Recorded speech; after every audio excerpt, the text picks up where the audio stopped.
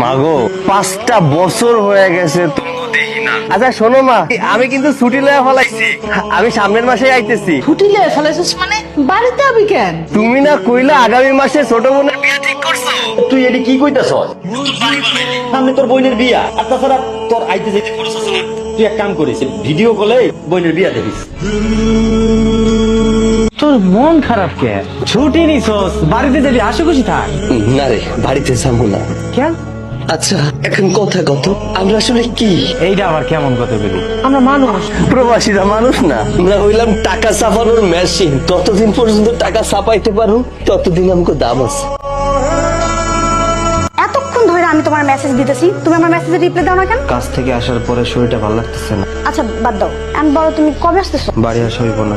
তুমি না কইছিলা ফুলের বিয়েতে আইবা, আর বিয়েতে আইয়া তুমি আমাকে বিয়ার কথা কইতে তোমার বাপ মারে আমাকে বাড়িতে পাঠাবা। কইলাম না আসা হইব না। এখন তো আমার কাছে মনে হইতেছে তুমি আমাদের এই সম্পর্কটা লয়া একদমই সিরিয়াস না।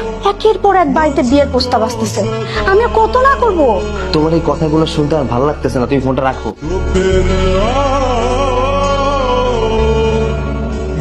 আমি তোমার একটা কথা কল লেগে ফোন দিছি, আমার বিয়া ঠিক হয়ে গেছে, তুমি ভালো থাকো। শেষ, সব শেষ।